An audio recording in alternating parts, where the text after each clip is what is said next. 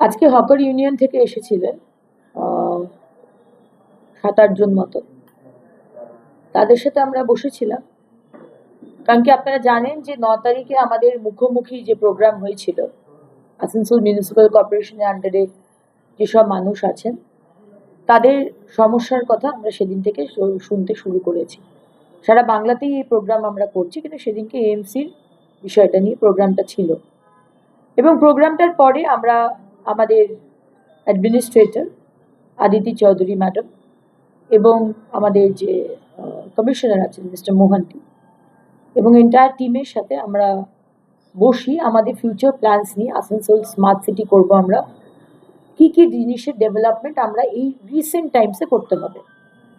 তার মধ্যে ফ্লাইওভার আছে, তার মধ্যে দামোদরের সামনে রিভার ফ্রন্ট ডেভেলপমেন্ট আছে, এবং তার মধ্যে 9 তারিখে আমরা এটাও কথা বলেছিলাম যে আমরা হকারদের রিলোকেট করব।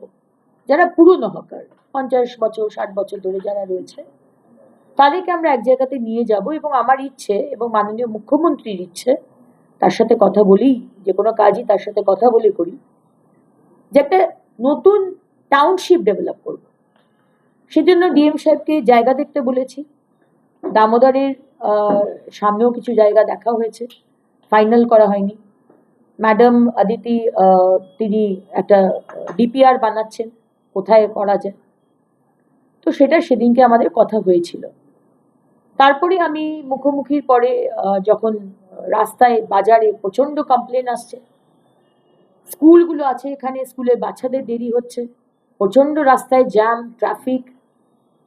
ট্রাফিকটা হচ্ছে কেন? রাস্তার ধারে ট্রাক, সবজির ভ্যান তারা দাঁড়িয়ে যাচ্ছে, কোনো ল অ্যান্ড অর্ডার মেনটেন করা হচ্ছে না। করাটাও ডিফিকাল্ট, কারণ রাস্তার পাশে দোকানপাট হয়ে গেছে।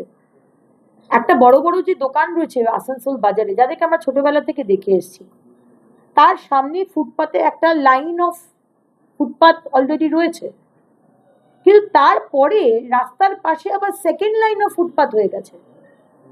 এবং আমি কি অবাক, ট্রান্সফর্মার, বাজারের ট্রান্সফর্মার, তার পাশে চা বানানো হচ্ছে গ্যাস সিলিন্ডার দিয়ে, প্রতিটা দোকানের উপরে তিরপল খাটানো। সরকার কাদের জন্য? সরকার তো মানুষের জন্য।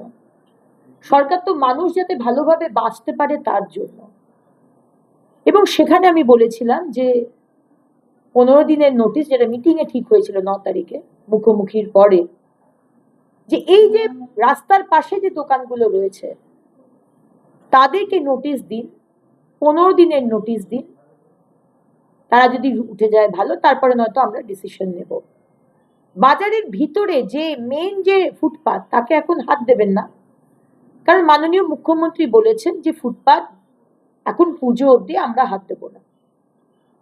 তো পুজো অবধিও নয়, আমি বলেছি আমাদের এখানে ছট পুজো খুব বড় করে হয়, 10th নভেম্বর অবধি সময় দেওয়া হোক, এবং সেই মতো নোটিফিকেশনও বেরোয় যে 15 দিন নোটিশ দেওয়া হচ্ছে যারা রাস্তার পাশে হয়েছে। কিন্তু কিছু ব্যক্তির, আমি জানি না কি করে এই মিসআন্ডারস্ট্যান্ডিংটা হলো, 3 জন ব্যক্তির, আমি বলবো না ইচ্ছে করে করেছে, সেটা আমার মনে হয় সেটা ঠিক হবে না, হয়তো কোনো ভুল বোঝাবুঝি হয়েছে, কিন্তু না কমিশনার জানেন, না অ্যাডমিনিস্ট্রেটর জানেন, না আমি জানি। হঠাৎ করে এই দোকানগুলো ভাঙচুর করা হলো। আমরা শোকজ করেছি এই 3 জনকে, এবং যদি দেখি যে তারা আনসার দিতে পারছেন না, আনসারটা যুক্তিযুক্ত নয়, তাহলে সাসপেন্ডও করা হবে। এবং আজকে যারা এসেছিলেন হকার